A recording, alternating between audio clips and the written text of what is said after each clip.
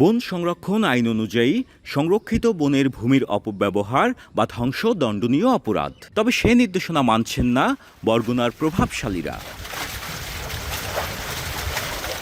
বিষখালী নদীর মাঝে জেগে ওঠা স্নিগ্ধ দ্বীপবনে ভেকু ব্যবহার করে মাটি কাটার দৃশ্য ধরা পড়ে এখন টেলিভিশনের ক্যামেরায়। গণমাধ্যমের উপস্থিতি টের পেয়েই বন্ধ করা হয় ইটভাটায় ব্যবহারের জন্য মাটি কাটার কাজ।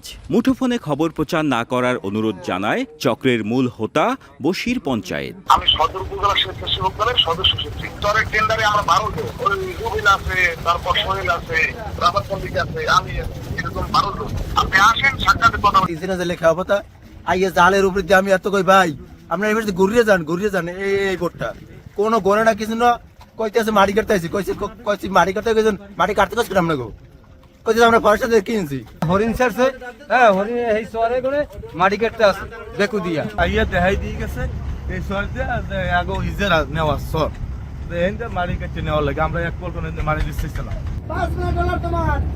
বিষয়টি প্রশাসনকে জানালে তড়িঘড়ি করে সেখানে উপস্থিত হন নির্বাহী ম্যাজিস্ট্রেট। তাৎক্ষণিক জব্দ করা হয় একটি বার্জ, একটি সমুদ্রগামী ট্রলার ও একটি মাটি কাটার এক্সকাভেটর। বন বিভাগের নাকের ডগায় এসব ঘটলেও মাটি কাটার সময় দেখা মেলেনি বরগুনার বন রক্ষকদের। এতে ক্ষুব্ধ পরিবেশবাদীরা।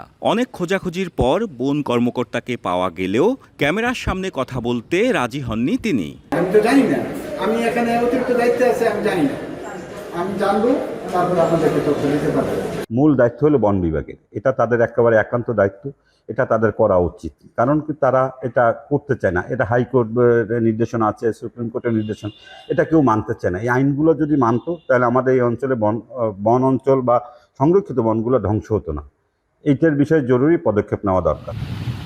তবে মাটি কেটে অবৈধভাবে বন ধ্বংসকারীদের বিরুদ্ধে ব্যবস্থা নেয়ার কথা জানিয়েছেন জেলা প্রশাসক।